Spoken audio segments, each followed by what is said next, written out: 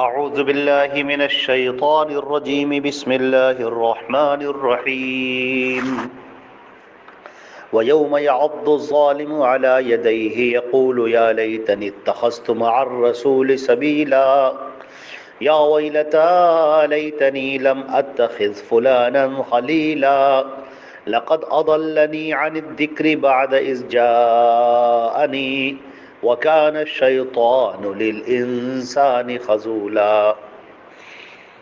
یہ سورہ فرقان کی آیت نمبر 27، 28 اور 29، 27، 28 اور 29 یہ تلاوت کی گئی ہیں۔ ایک ہی مضمون کی آیات ہیں۔ ترجمہ ان آیات کا یہ ہے: اور جس روز ظالم اپنے ہاتھ کو چبائے گا اور کہے گا کاش کہ میں نے رسول کی راہ اختیار کی ہوتی، کاش میں نے رسول کے ساتھ راہ اختیار کی ہوتی، ہائے ہائے میری بدنصیبی، کاش کہ میں نے فلاں کو دوست نہ بنایا ہوتا۔ بلا شبہ اس نے میرے پاس نصیحت آنے کے بعد بھی مجھے بہکا دیا، اور شیطان آدمی کو وقت پر دھوکہ دینے والا ہے، وقت پر چھوڑ کر چلا جانے والا ہے۔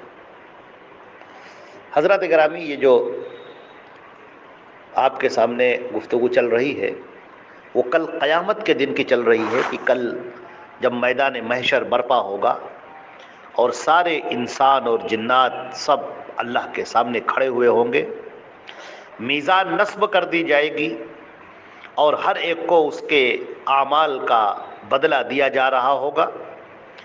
ایسے موقع پر اہل ایمان کے ساتھ جو بہترین برتاؤ ہو رہا ہوگا، عمدہ سلوک ہو رہا ہوگا، فرشتے ان کو سلام کر رہے ہوں گے، شاباشیاں دے رہے ہوں گے، اور اللہ کی طرف سے نعمتیں اور اکرام ان پر برس رہا ہوگا۔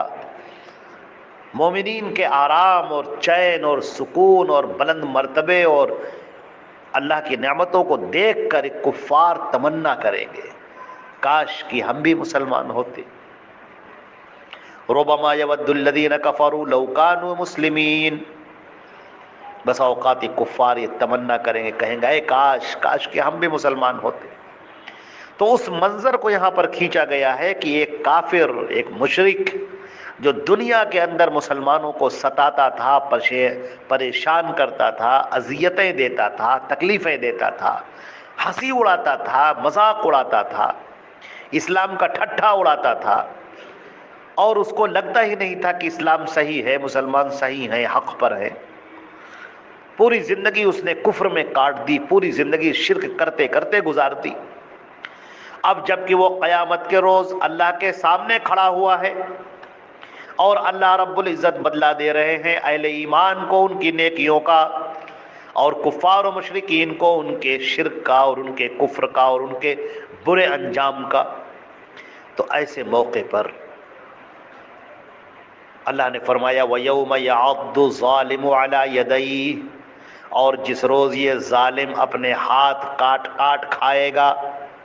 یہ ہاتھ کاٹنا، یہ افسوس ندامت کا اظہار کیا جا رہا ہے۔ اپنی انگلیاں چبائے گا، انگلیاں چباتے چباتے ہاتھ کاٹے گا، کلائی کاٹے گا، اپنے ہاتھ کو چبائے گا اور اپنے سر کو پیٹے گا اور کہے گا یا لیتنی اتخذت مع الرسول سبیلا، اے کاش کہ میں نے رسول کے ساتھ راستہ اختیار کیا ہوتا، رسول کی بتائی ہوئی باتوں کو میں نے مانا ہوتا، اے کاش کہ میں محمد مصطفیٰ صلی اللہ علیہ وسلم پر ایمان لایا ہوتا، اے کاش کہ میں نے ان کی بات مان لی ہوتی۔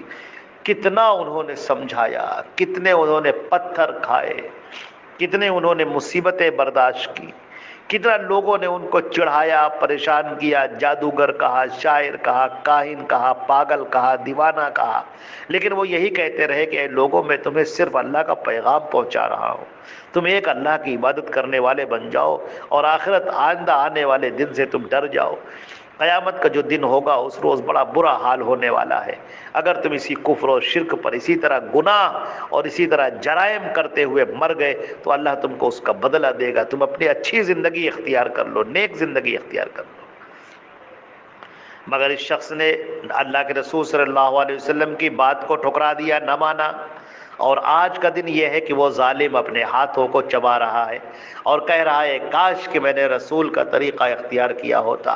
اب اسے یاد آتا ہے اور وہ اچانک کہتا ہے یا ویلتا، ہائے ہائے میری بد نصیبی، ہائے ہائے میرے افسوس، لیتنی لم اتخذ فلانا خلیلا، اے کاش کہ میں نے فلاں کو دوست نہ بنایا ہوتا۔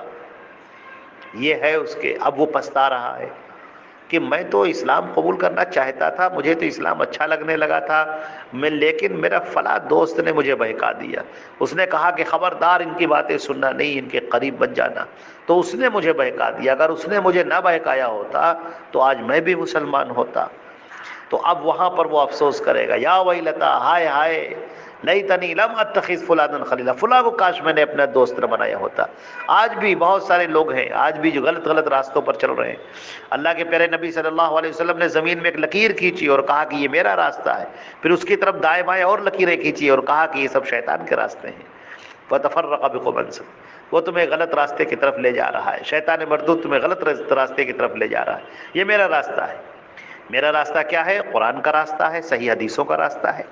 اللہ کے نبی صلی اللہ علیہ وسلم کی ایک ایک بات کو اللہ نے محفوظ کرا دیا ہے۔ قرآن پاک اللہ کی کتاب ہے، حدیثیں جو صحیح حدیثیں ہیں وہ اللہ کے نبی صلی اللہ علیہ وسلم کی ہیں۔ جھوٹ کو الگ کر دیا گیا ہے۔ جن لوگوں نے اللہ کے رسول کے نام پر اسلام کو برباد کرنے کے لیے، بدنام کرنے کے لیے جھوٹ بولا، غلط حدیثیں پیش کی، ان حدیثوں کو کنارے کر دیا گیا ہے۔ صحیح حدیثیں ایک ہو گئی ہیں اور غلط حدیثیں، جھوٹی حدیثیں، ضعیف حدیثیں سب ایک کے ایک کنارے ہو گئی ہیں۔ لہٰذا آج ہمارے ذمے یہ ہے کہ ہم قرآن پر عمل کریں، صحیح حدیثوں پر عمل کریں، یہ اللہ کے رسول کا راستہ ہے۔ باقی جن لوگوں نے اپنی تمام نسبتیں بنا رکھی ہیں، خاندان کی نسبت، برادری کی نسبت، سجادہ نشین اور گدی نشین کی نسبتیں ہیں، الگ الگ سب طریقے ہیں، فلاں طریقہ ہے، فلاں طریقہ ہے، یہ سب کیا ہے؟ اس کا اسلام سے کوئی تعلق نہیں۔ اب دیکھیے کیا تیسری آیت میں کہا گیا، لقد اضلنی عن الذکر بعد اذ جانی، اس نے مجھے ذکر سے غافل کر دیا تھا جبکہ وہ آ چکا تھا۔ ذکر کا مطلب کیا ہے؟ شریعت، دین، جو اللہ کے نبی لے کر آئے، مگر اس شخص نے اپنی باتوں میں الجھا کے مجھے دین سے غافل کر دیا۔ اللہ کے پیارے رسول صلی اللہ علیہ وسلم نے جو دین بتایا تھا،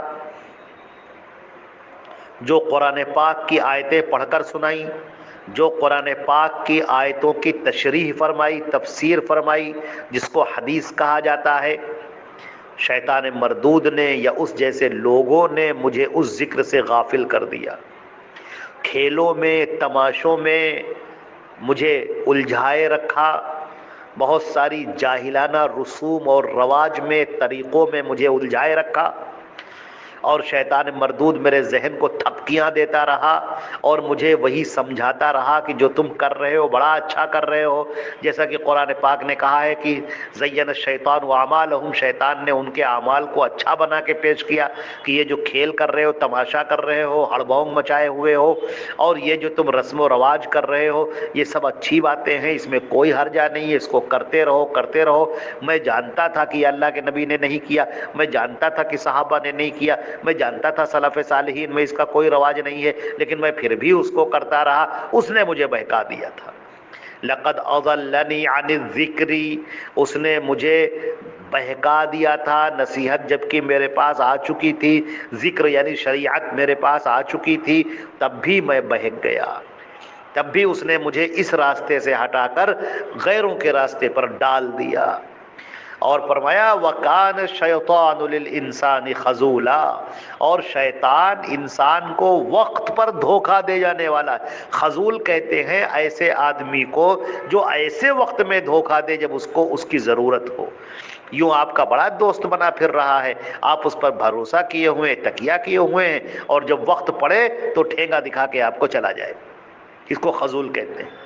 تو انسان کے لیے شیطان بڑا دھوکہ دینے والا، اس نے بڑے سبز باغ دکھائے، بڑی اس نے امیدیں دلائی، بڑا دکھایا کہ یہ کرو، ایسے کرو، اس میں یہ ہے اور یہ ہے اور ایسا ہے، اور پوری زندگی نبی کے خلاف کرتے رہے، حدیثوں کے خلاف کرتے رہے یہاں تک کہ مر گئے۔ اب کل قیامت کے دن وہ ایک اور سامنے نہیں ہے، ہر ایک نے اپنا پلہ جھاڑ لیا، ہر ایک نے کہا کہ نہیں ہمارا تم سے کوئی تعلق نہیں ہے، اب تم جانو، تمہارے کام جانے۔